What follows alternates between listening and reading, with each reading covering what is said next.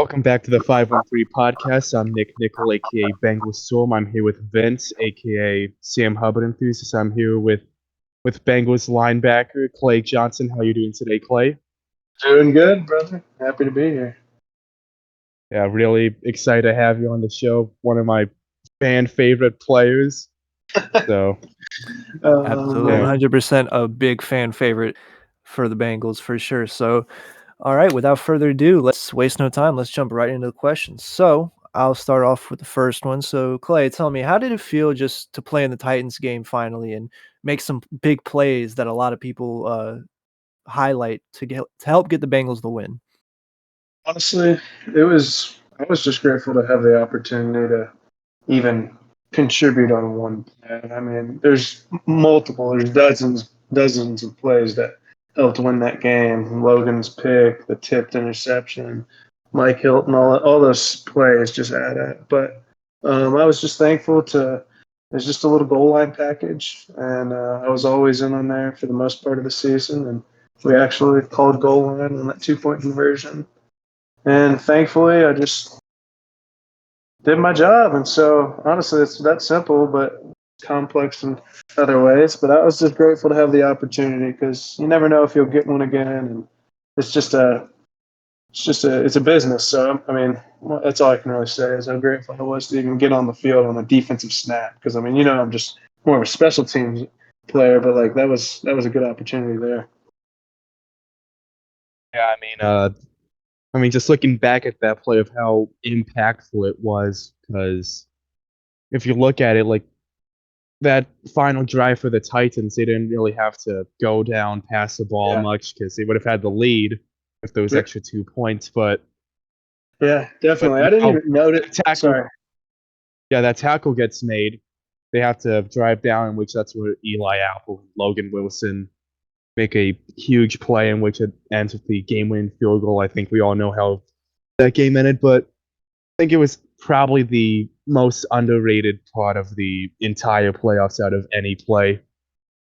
Well, hey, I appreciate that. I mean, and I think I didn't even notice how important it was till after the game when we were getting on the bus, and I just rolled across our D coordinator, and he's like, they would have, they've probably just been running the ball, draining the clock out. And I was like, holy smokes, he's right. He's right. I didn't even think about the situation at the time because you just like I was just like, oh my gosh, please just stop him. Praying for Logan and them to make a play, and by God, he did. So I was fired up.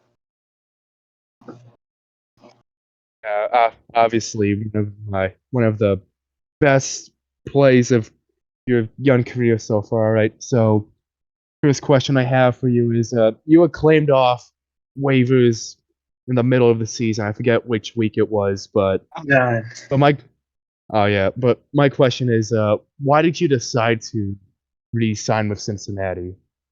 Well, as you see, I didn't have a choice because how waiver wires works is when you get Oh cut, yeah, there's a 24-hour period, and I think it ends at 4 p.m. during the season. So they waived me, and I mean I had my truck packed up and I was ready to go home, see what the next chapter was. But my agent called me and he said the Bengals claimed you. He said they were first in the order. He said there were 4 or 5 other teams that were going to claim you too, and I'm like, oh my gosh! But you have to go to the team that was in order of for that week in the NFL in the whole entire league because they're ordered differently. Like it's worst to best, and so it's just like a draft order. But came out here, we got a flight. Literally, I had my truck packed 4 p.m. and then I was on a flight in like 2.5 hours to Cincinnati.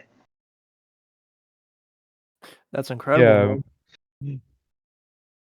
Uh, So what would you say was the most difficult part of that whole sequence of events that happened right there? All the misorder and stuff. You think it get waived and stuff going to the team. Just what was going through your head in that moment and stuff?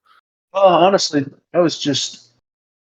I mean, I'm grateful to play football. It's beyond fun. It's more fun than anything. It's financially great, but that's honestly, I know a lot of guys are in it for the money, but I genuinely just love the game of football and it's fun, especially here. I mean, out in Carolina, man. Oh my gosh, we would literally in the middle of the season, like week 7. It's like say it's a Wednesday. We would put the ball on the 1 yard line, be dressed in full pads, and we'd do ones on ones, and it'd be like live. Like guys would be tackling each other on the goal line. I'm like, this is insane. And so when I came out here, it was such a culture shock because it was just so much more professional. I mean, like guys, they'd get to practice and they would just get the job done. And the coaching, how I would say it was a big difference from Carolina and here. The coaching here, it's a business. The NFL, you can get waived any second, any day of the week. Sorry, guys, I'm about to burp here. Give me a second. But All good, Clay. All good, Clay. yeah, sorry. So you can get waived any second, any day, and so I mean it's a highly volatile business. You can bounce around from team to team. You see plenty of guys do that. And so Carolina, though, when I was up there, it was like they would talk about it nonstop about, oh, you don't want to get waived. This and the coaches would and the upstairs people would press that on the players and stuff. But out here in Cincinnati, it's like, it's a business and the same stuff goes on, but they would never really talk about it. It'd be behind closed doors. And so players, I think, could relax and like it wasn't on the forefront of their mind, and they weren't like just consciously thinking about that throughout the day, especially a guy like me, like always fighting for roster spots. There's guys guaranteed. You got like Logan, Jermaine, and they rightfully earned it, and they're ballers. And so, and there's plenty of other guys, but there's a handful of guys as well in the NFL that are always trying to sneak in a roster spot and just contribute here and there wherever they can. Yeah, I mean the whole culture you're talking about, it's been like so different from watching what it was even like in 2018, 2019 to what it is now, and comparing it to Carolina, which is still like a rebuilding team to say, with trying to find their identity. But Definitely. yeah, I definitely see what you mean by that. All right, so next question I have is, what have you been working on the most this off season? What have you been trying to improve on? I mean, I think any player like me that's usually a backup, a rotational guy, and then a special teams player, I think you're still working on the linebacker. First of all, I wanted to learn the scheme. Like when I got here week 9, I didn't know jack. And even in the Titans week, I still didn't. Or the last game of the season when we didn't play Logan and a couple other guys, and it was Marcus and me. The Browns Oh, game. the Browns. The Browns game. And so that game, they came up to me like, you're going to start. I'm like, okay, let's do it. I was like, I have no idea what I'm doing. They're like, yeah, just go out there, make some plays. I knew a little bit, but coming in so late into the season, and that's part of getting waived, going to a new team. You got to learn the system, and they're not going to stop for you in the middle of the season because they're game planning every week for the Chiefs, for the Steelers, and it changed. So they're not going to just slow down. So you got to pick it up on your own, and that's extremely difficult at this level because the schematics are so different. Like when we were out in Carolina, I mean, it was just a totally different defense. Like we came here and there was a Grizzly front. We had 5 D linemen in front of us, which is a dream for a linebacker.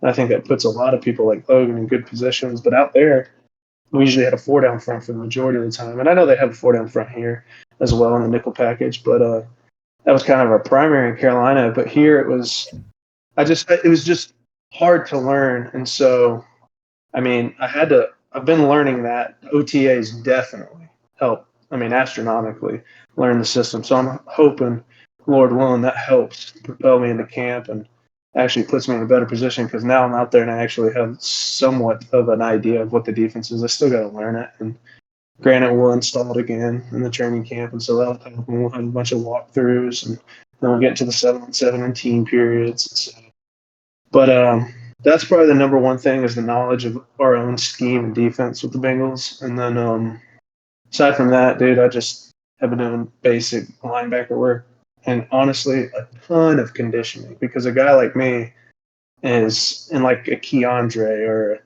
even some other guys like we have to do special teams. So like that's a whole half of practice in itself. So when you are doing linebacker stuff as well, and then you got guys like Logan and a couple other studs, maybe like Sam Hubbard, they don't really do a ton of special teams work. So we get the meat of that, which I mean that'll you got to be in great shape, bro. You got to be in great condition because that's around 60 yards down the field for the majority of practice, and just you're sprinting. They ain't gonna hold up for you on that in that aspect of the game. But so that's the number one thing. I've just been conditioning, and that's I hear you, man. Conditioning and working on learning the scheme and stuff seems like all that just takes patience, right? yep, definitely. Yeah, It takes yeah, patience, and it's a grind. for sure. The grind is difficult, but man, you've done one half of it making to the NFL. So Yeah. you're doing good so far, Clay. So my next question, for you, what's been the most difficult part you say of your journey to the NFL? Just getting there and trying to stay there. Like, what do you think is the most difficult part of it? Um, Difficult part. That's a good question. I would say, well, I'm a big believer in controlling what you can control, and there's a political, there's politics in everything. Whether that's the business world, whether that's working at a school, whether that's working playing college football or the NFL. So like for example, guys are guaranteed to, they're starters. They have enough money invested in them, and so I'm not one of those guys, and there's freaking dozens of other guys like that on the team, and so just really controlling what you can control. I mean, whenever you have an opportunity, say the Titans game or even the Browns game, whenever I went out and had no idea what I was doing, but just playing, I just want to do the best I can and just try to put myself in a position to have a better opportunity, Lord willing. But at the end of the day, I've learned you can't overthink it and like just because it'll eat you alive. If you like are all worried about I'm going to get cut here and there, it's like it's going to eat you alive, and you're not going to perform well. And so just relax, and that's one of the things. But initially, when you first got here, definitely the speed of the game. It was definitely faster than college football, but that's because everyone here's better and they know what to do, and every step counts on the field. But probably those two simple aspects. I don't know if that's really a good answer, just controlling what you can control, but taking advantage of every opportunity you get because you don't know if you're going to get one in a position like me and dozens of other guys. I say it's not just me. There's so many guys on the team that are just like that. That's probably half of the team in itself. I think that's a great answer. Just controlling what you can control. Obviously, with last year we had Wilson go down, Akeem go down. Even like Yep. the special team was Jordan Evans and Joe Bacci.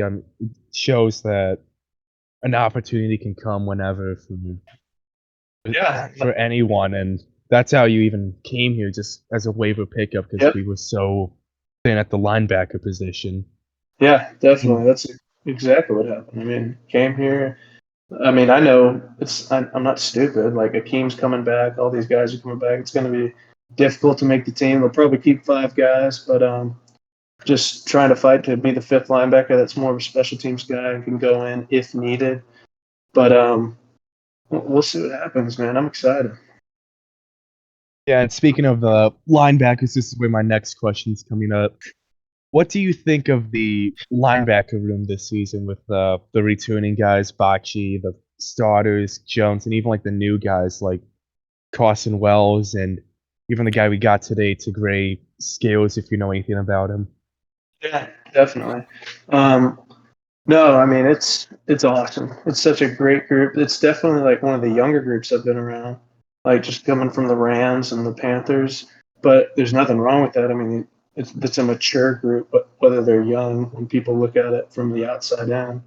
But it's such a. I mean, I love them. Like Logan and Jermaine, they're just such good guys. Marcus, they're all extremely smart and they know the scheme better than anyone because they've been here. And even Joe, Joe's a great guy. I love Bocce. Really, I love them all. We got a great group. Like when we're in position meetings, we're laughing half the time, as well as knowing when to be serious and just get strictly back to business. But it's a great group of guys, man. I'm thankful to be here, and I hope Lord willing I stay here with this group of guys. Speaking of the linebacker talk as well, for my question as well, which linebacker do you think talks the most trash out of the group? Oh man, I gotta think about that. Honestly, I personally believe linebackers probably this is a bold statement because you got guys that talk smack like Ray Lewis and that, but I mean, for the most part, when I've been with other teams, at least the ones I've been on, it's kind of the least trash talking group. They're kind of just like they're the quarterbacks of the defense, so they got a lot of other things on their mind. They're trying to get everyone set up and get the calls in and all the adjustments. So I don't know if there's. I haven't seen truly a ton of smack talk since I've been here. I don't see Logan do a ton. Maybe Jermaine throws some subtle smack talks, more I was joking. thinking Pratt would be brought up. Yeah, definitely. I'm sure he throws some subtle, but it's more of like a joke smack talk. But I'm sure he'll talk some serious when it's game time. But nah, they put their head to the plow and they just work. That's why I respect them all. Yeah, because what you were saying about Pratt, the interview I had with Eli Apple, he was saying that Pratt is probably the most trash talking player on the entire defense. So Oh, I believe it. I believe it, man. But that's coming from Eli too. I know Eli talks some smack as well. oh yeah. He talks too. Yeah. All right, so the final question I have for you is what are your personal and team goals you have for this season? Team goals is no, they didn't win a Super Bowl. I mean, that's shoot, man. We win a Super Bowl, I'll retire instantly, LOL, and just right off into the sunset, man. That would be a dream Retire on come. top. That would be a dream come true, man. I would shed many tears, and golly, I'd love to do it for our.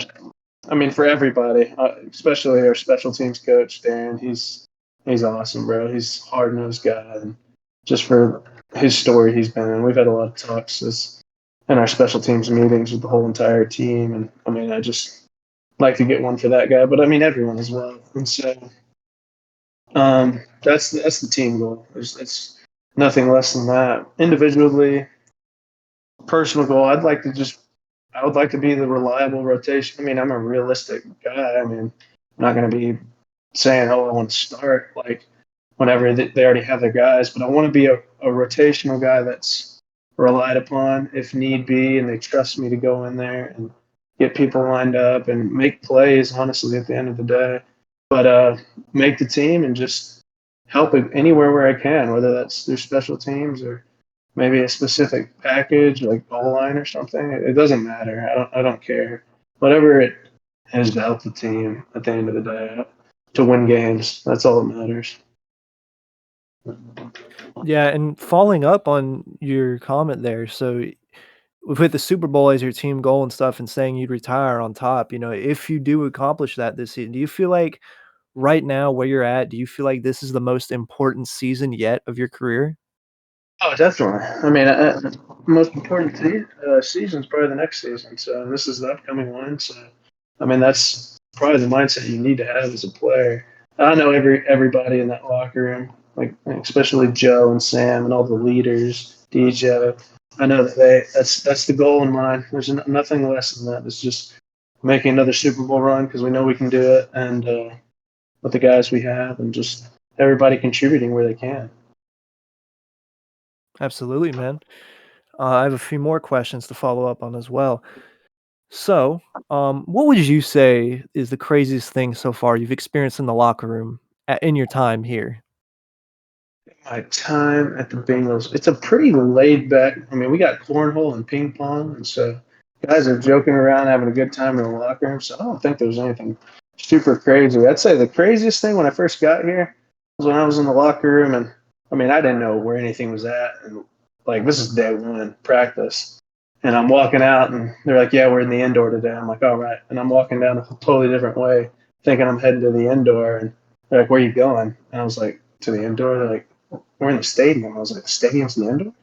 I was like, they give the nickname the stadium the indoor, and it's like 1 degree outside and it's snowing and we're practicing. And I'm like, wow, this is legendary. Yeah, thank God they are making that indoor facility. Oh yeah, dude, that'll be a game changer, no doubt about that. Yeah, do you think all the guys and stuff, the entire locker room and a team together, do you think they're all excited for the indoor Oh facility? my gosh, bro, are you kidding, bro? When we have to practice in that cold, I mean, I can tell you one thing. Everyone's just talking like so that's Christmas for everybody. We're beyond pumped for that. That's going to be a game changer. That's awesome, man.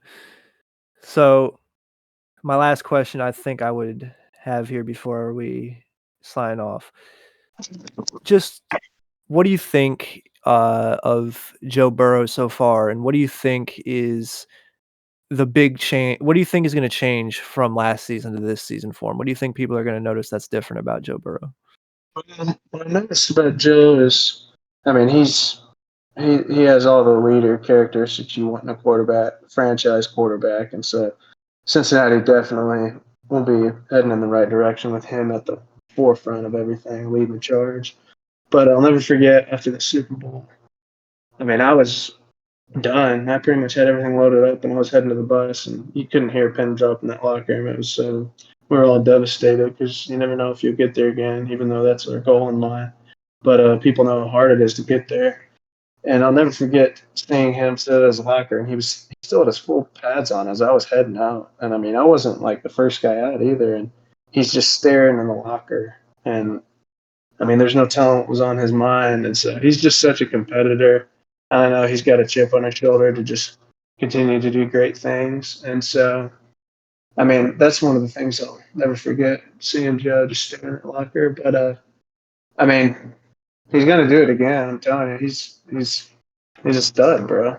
But I mean, he wanted me to come over and play Super Smash Bros with him during OTAs, and so we never ended up doing it. I'm sure he's a busy guy, but Oh man. I talk a little smack to him about the Super Smash Bros game. I mean, that's my game, bro. I'm a Bowser man. So Yeah, you're definitely gonna have to hit him up and get that Smash Bros game in one day. For that'd be sure. fun, bro. I'd like to play some Smash. I play with my brothers at the time and talk a lot of smack to him. That's awesome, man. I think that's all we have for today. Vince, you got anything else? Nope, I'm good, man. All right. Thanks for listening to the 513 podcast, and thanks for coming on, Clay. Really appreciate you being on the show. Heck yeah. Yeah, for sure. We're gonna be wishing you the best, man. We're rooting for you. You're gonna do great things this season. Keep working hard, man. Appreciate it, bro. I appreciate y'all having me, and y'all be praying for me, and let's see what happens, bro. I'm excited. Absolutely, we are too, man.